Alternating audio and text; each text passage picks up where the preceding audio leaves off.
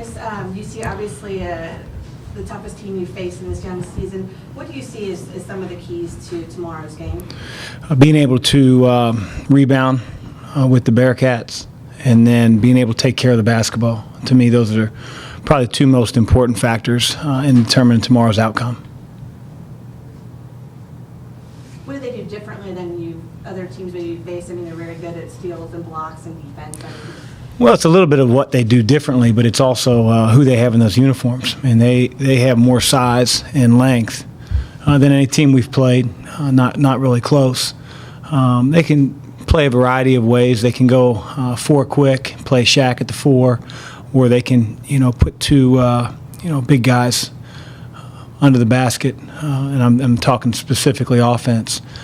But they employ that matchup zone. They use their length to their advantage. They steal the ball. I think they're one of the best teams in the country at, raking the ball off, dribble penetration. And then when you do get to the rim, if you make bad decisions, whether it's getting your shot blocked, whether it's passes getting stolen, it sort of feeds into who they are, playing defense to offense a little bit faster than maybe they have in years past. But that to me is the biggest challenge, is their length, their size, and then the way that they play defensively. From what you've seen of UC thus far, I guess, on tape, how does this team compare favorably offensively to the teams you've seen that you faced in the past? You mean UC's team? Yeah. I mean, they're playing with a lot more confidence and freedom. Their guards are veteran guards now. It's not necessarily freshmen and sophomores, but juniors and seniors that they're throwing out there. And that always helps. The team has grown up in the backcourt. And again, they have men in the front court, and I like the way they play. They play how we want to play, inside out. They get the ball inside. They put pressure on you. They get to the foul line more than their opponents even. They make more than their opponents even attempt. So I've always been a big believer in playing inside-out basketball, and that's what they do. Nick compared them to the Warriors. What team would you compare them to? I'm not into that. Go out in the court today for practice. There's T-shirts lining all the seats. I mean, certainly there's a hype about the game always because it's a local rivalry.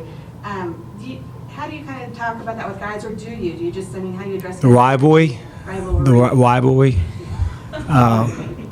No, you didn't say it that way. I always say it that way. So rather than try to say it the right way, I just figured I'd screw it up on purpose. I haven't been out to the arena, so I know what crosstown shootout atmosphere is like, whether it's in Clifton or whether it's right here. I understand what it's like. Our players that played in it a year ago understand. So it's exciting.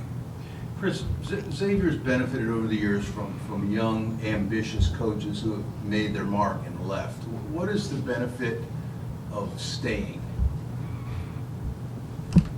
I don't know what the benefit in leaving or staying is. Just, here to coach, my team. And for me, I'm a local guy from the city of Cincinnati. All my family, even some of the ones that root for the Bearcats are right here in town.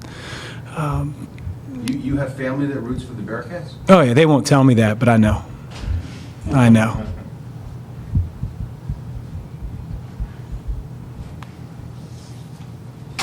If you want, I can identify them by name, but I don't want to. You don't want to embarrass them here just for the fun of it? No. No. I won't tell anybody.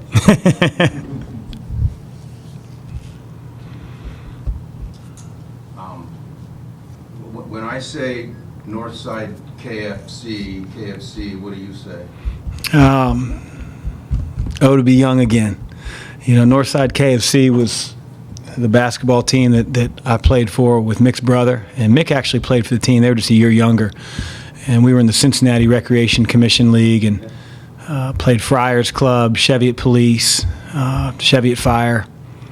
We'd have been the best team in there, but Dan Cronin, he couldn't guard Mike Healy. I'm serious. Healy went on to be my teammate at St. X and then was a Vanderbilt quarterback, and Cronin couldn't guard him. Just couldn't guard him. He'd get 45 or 50 every time we played.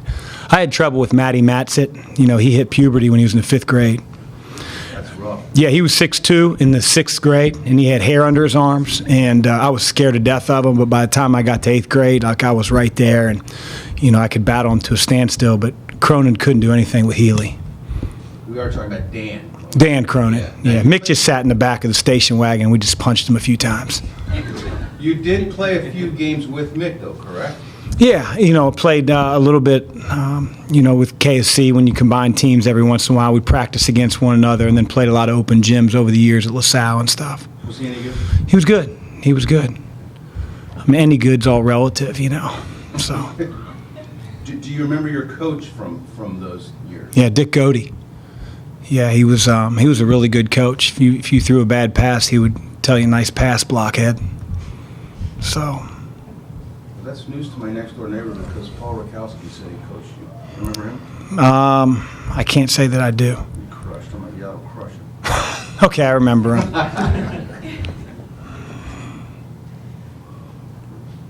Chris, you guys had success against UC recent history. Do you think that helps your program to beat the local rival? I think it helps you during the season. We don't honestly run into those guys recruiting much. I mean, every once in a while, but it helps in your season simply because whoever wins the game, it's a great RPI game. I mean, both teams are consistently a top 25, top 30 RPI team, and it only goes to help you when that NCAA tournament selection committee gets in the room. It helps fans, maybe walk with their chest out a little bit further.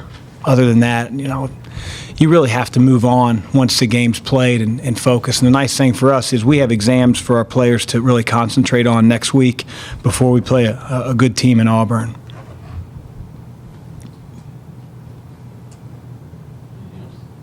Thank you.